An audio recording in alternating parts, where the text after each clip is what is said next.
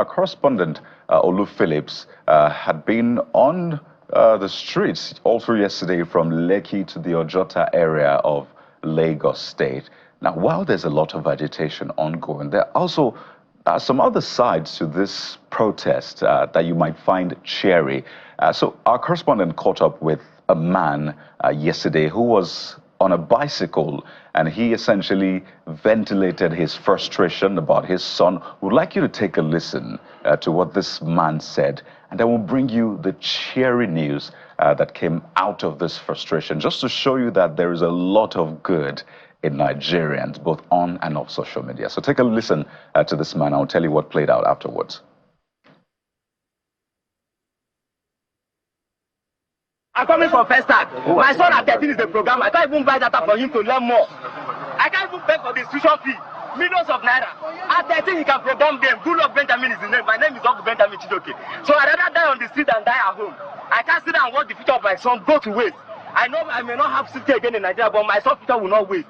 I'd rather die on the street than stay at home and die. How do you think all of this should happen, and how do you think government should actually toe on the path of listening and understanding what exactly and how to react to the kind of demands you're making here on the street? Yes, what we are doing here is to the favor of the government. If they are listening government, if they have conscience, what we are doing is best thing that citizens can do for their government, just to air their views so that you now know where you are working on. We are not against the government. We are trying to what? Give them the leeway to show them what we need.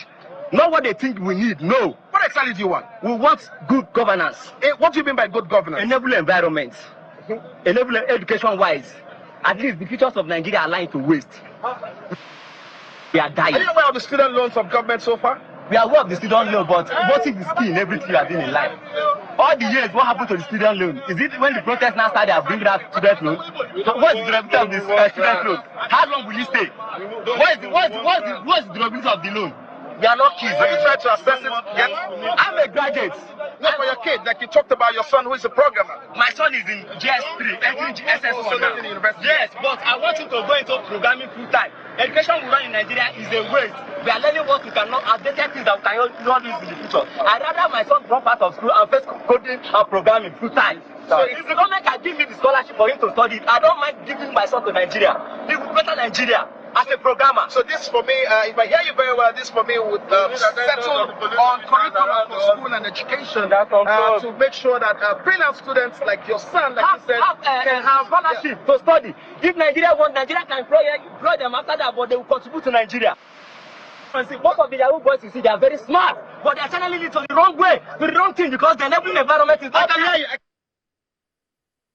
Yeah, clear passion from that gentleman. His name, Benjamin Chijioke Ogo. Let's just say accidentally, just caught up with our correspondent who was trying to get the feelers of the people who are protesting.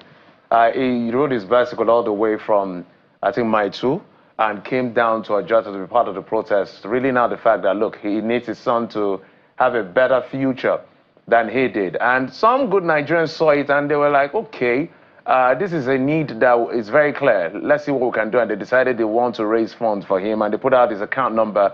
And they wanted to raise 1.8. To understand that money has now been raised for the gentleman so that his son, who intends to be a programmer. So you can see, yes, that's from Maurice Monye. Hello, guys. I've gotten his details. 1.8 is needed to make the dream, to make his dreams come true. And all of that was listed. And then eventually, money started trickling in. Yeah. From 500,000 to 1.2 to all of that, and we understand that bullseye, 1.8 million naira. Benjamin Chijioke may have rode his road. He rode the road to fame from Mautu to Ojota, you know, and he rode into momentary divine intervention for his son. 1.8 million has been raised for him so far, and who knows, like other public-spirited Nigerians have come through for other Nigerians who have, you know, somewhat expressed their need on social media. At this time on, you know, the biggest television station in the country, there may be more that will be raised for Chijioke, Benjamin Chijioke, and you know, he has since done a video to show his gratitude as well. Perhaps if we have time, we can take that as well. But it shows that there's a lot of good from Nigerians, even amid difficulty. the Nigerians are experiencing, they have come through for one of their own. Yeah. And we say thank you on behalf of Benjamin this morning. This is a true Nigerian spirit, guys. This is what Nigeria is. No, this is the real Nigeria. This is what Nigeria is, absolutely. It's cherry to see. We see these things, and this is why we're bringing these stories to you, so you know that this is what Nigeria stands for. The green, the white, the green, this is what it means, really. Helping others, being good to others, sacrificing for others. And that's what a lot of people expect from government.